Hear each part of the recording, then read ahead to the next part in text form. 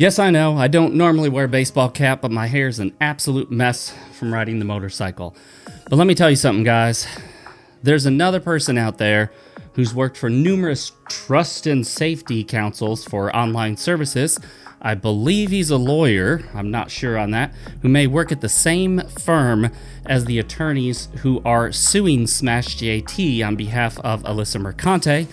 And what does he think? He thinks gamers should shut up and criticism means you should be sued.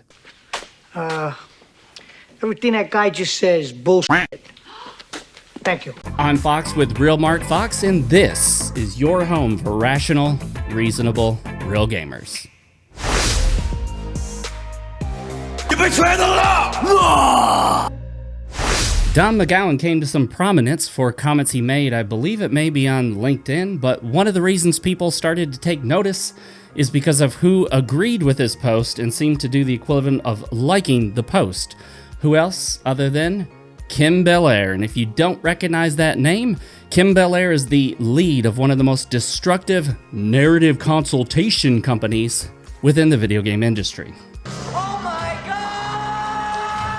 It's no secret that many of the games that Sweet Baby Inc. has worked on have absolutely bombed, tanked, and those that had some degree of success still struggled with elements in them that were mocked and made fun of. And certainly, Sweet Baby's influence on any game has always pretty much been almost entirely negative. That's true. And why is this so significant? Because Don McGowan has said the quiet part out loud. I have long believed that Alyssa Mercante and her attorneys aren't really sure they can actually win this lawsuit, but they're taking a chance and spending all this time and resources on it for what? Well, as I've mentioned in several of my videos and in several of my live streams, they want to set a case precedent. What a bunch of bullshit. It's my particular opinion, and I believe it should be the opinion of any decent judge out there, that no specific lawsuit should be filed with the express purpose of trying to set some sort of precedent. We've seen lawsuits like this come along on many occasions, and generally there's big money backing them. The individual involved often is just someone that they find who could have standing in the lawsuit, and then they use that individual to try to set some sort of case precedent and essentially change the laws through a personal lawsuit. In most cases, these lawsuits are filed under government agencies, states, or even the federal government. But in this case, if we're talking about free speech and what people are allowed to say, well, the government doesn't really have a lot to do with that other than, in America, simply allowing almost all speech. At least that's how it used to be and should continue to be. But as I mentioned, in the case of free speech, the bigger lever that you can pull is to go after people for defamation, libel, and other personal harms, which essentially make that free speech a lot less free. Graham, watch out! A poisonous snake! While you're allowed to say it and won't go to jail, won't be arrested, won't be imprisoned, it does mean that you could be economically liable and held financially responsible for things you've said and have to pay someone for comments that you've made. What? Now, in cases where it's clearly defamatory, clearly libelous, if you call someone something horrible that has a concrete meaning, and we're not talking about calling someone an idiot or a dumbass,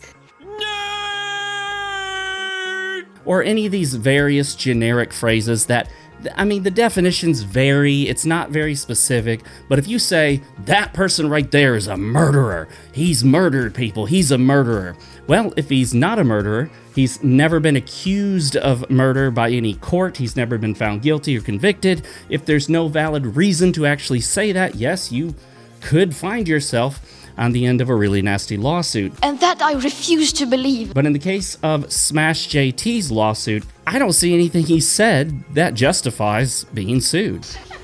That's true. Now, of course, anybody can sue anyone, but in the case of this lawsuit, the intent isn't really about personal harm. The intent behind this is, well, activist lawyers trying to get case precedent. This is all wrong. Don McGowan in his post says, I've mentioned on here that I'm working on litigation about Gamergate. Oh gosh, here we go.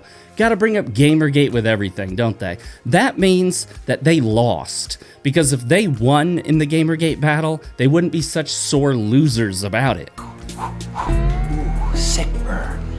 He continues. Here's a video from our client who decided to chronicle the amount of harassment she receives on a daily basis from the internet's worst people. Somewhat unsurprisingly, the first version of this video was taken down by YouTube because she didn't obscure the email address of the guy who was sending her consistent blank threats. Yes, YouTube, that's definitely private information. If ever you wondered whether YouTube profits from harassment, note that none of the videos where people are reveling and sending her blank threats has ever been taken down. Well, let me ask a question. Can you, Don McGowan, point to any video on YouTube where people are reveling, where they're celebrating sexual assault threats sent to Alyssa Mercante?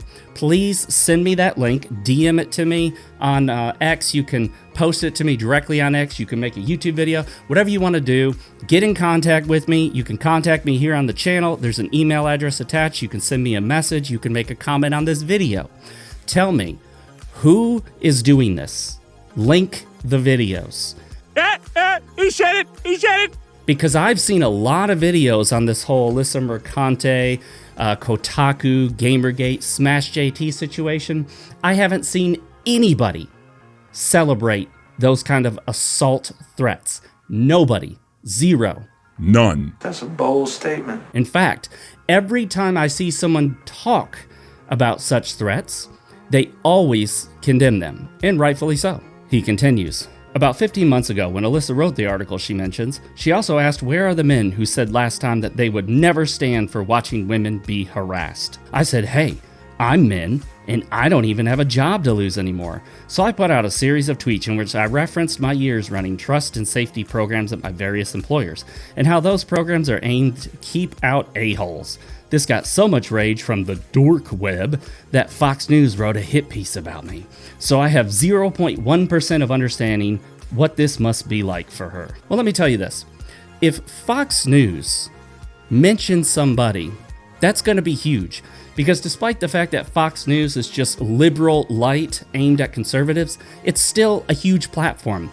And at least at one point, it was the most watched cable news network by far. You know who I haven't heard about being mentioned on any cable news network? Maybe I missed it, but I haven't heard any cable news network or news network at all mention Alyssa Mercante. But if you get mentioned by what is arguably the most watched cable news network in the entire country, you think you're only going to get 0.1% of the harassment that Alyssa Mercante is getting?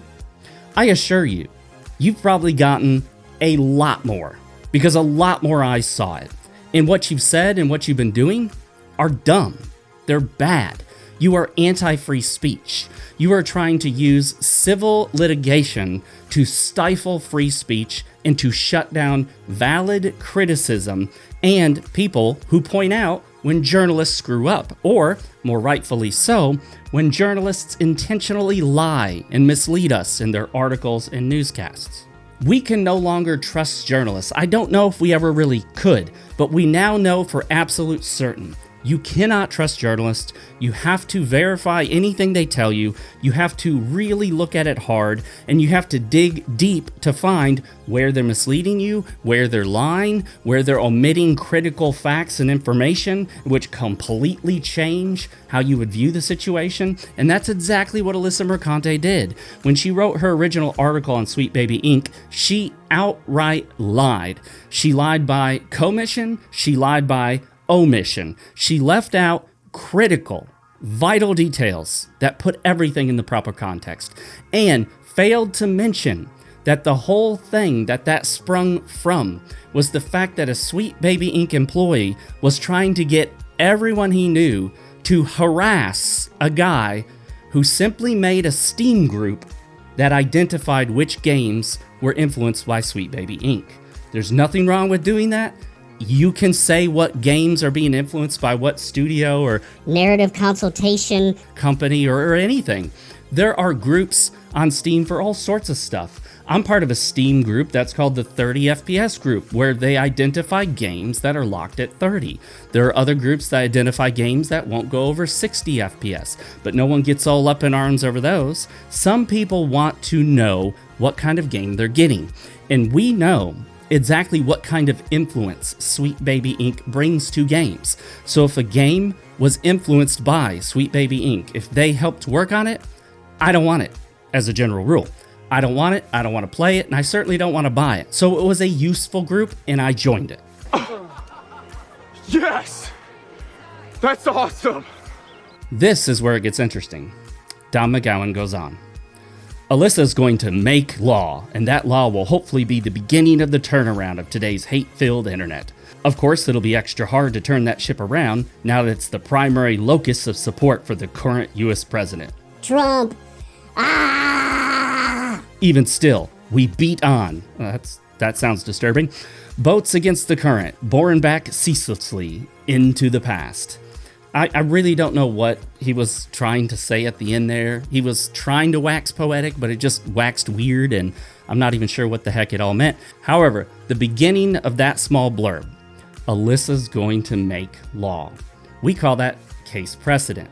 Some laws are essentially established, not through Congress, not even directly through a judge, but through attorneys filing lawsuits and then getting rulings, ultimately, by a judge, even in a civil case. In fact, a lot of procedural law in the United States that involves things like the government and their intervention with citizens, police, all sorts of stuff, was never written down. It was never decided by any lawmakers. It was decided by cases that went to court.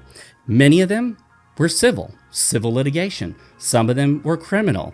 You had a defendant trying to fight charges against him, and they decided this procedure is not okay for police or government. This procedure is okay for police and government. So in the same way, Don McGowan hopes, he actually might even think that Alyssa Mercante's lawsuit could set a new precedent for all of the internet everywhere.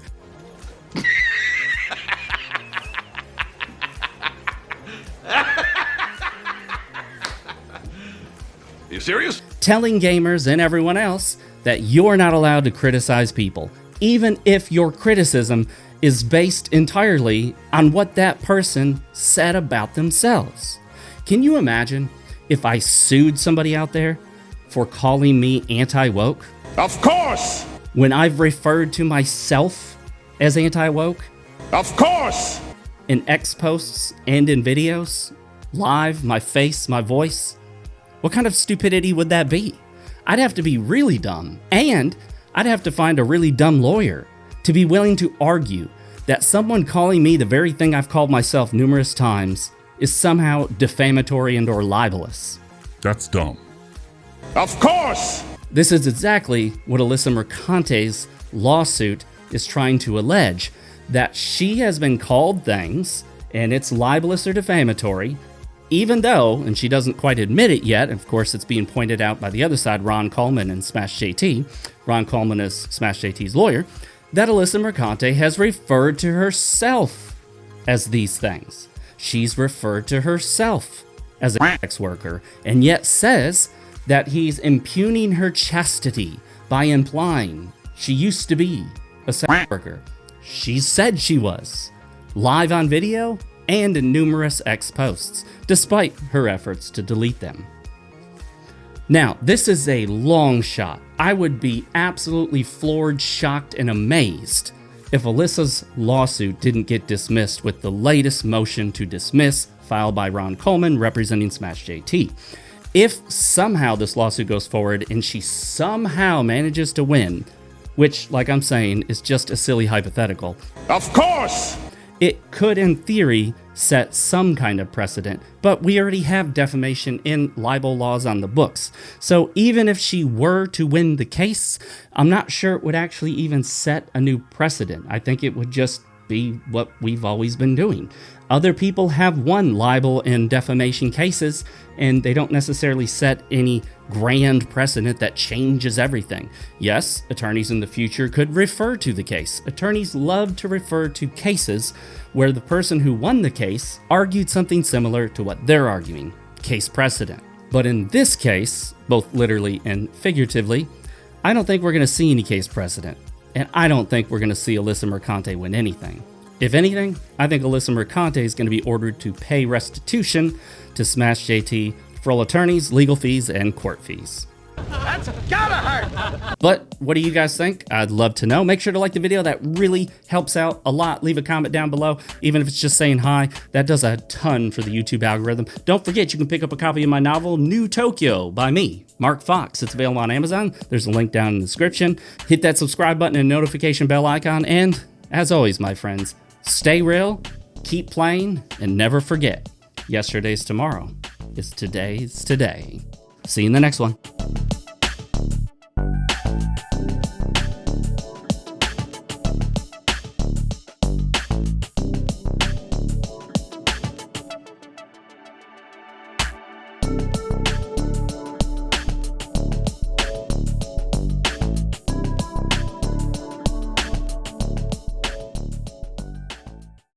Graham, watch out!